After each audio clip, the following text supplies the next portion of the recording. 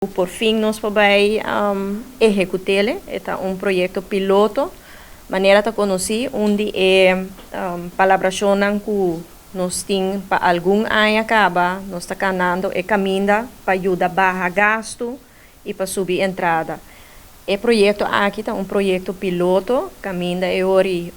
conjuntamente com o Ministério de BZK, lo vai dar aporte de gasto de huur, que a pessoa não com entrada a bom tem para sobra não tem huur, caso riba mercado particular. Então, essa aqui também é aporte e nota que o huur está guardo pagar completo e também está parte de huur lo guardo cobrir para período para assim também nós podemos com essa aqui lo vai funcionar ora introduzir essa aqui para toda pessoa que está huur em setor particular, e setor privado, ou meu bisa é setor que nota casa de fundação Cas Boneriano. Mita bisa com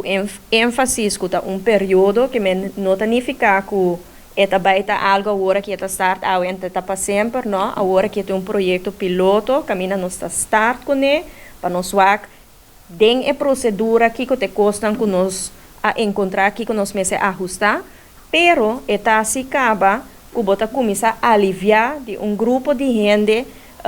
não gasto não que não tem mensualmente para o que te trata é parte de huur. Tem que ter time tras de essa aqui, me saco não gusta spotlight, pero me está muito orgulhoso de projeto aqui, é maneira que la guardo hincada em outro, então me te quer também tá bom para o time também guardo introduzir se aceita ok com não também de mês. Silvana está introduzindo vez aqui, então se tem pergunta mais em detalhe,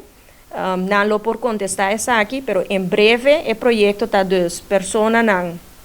que está huur casa agora aqui com nota de Fundação Cas Boneriano e huur de casa está bom de $750 para luna na entrada máximo de casa nota mais tanto que $22.346 para ano.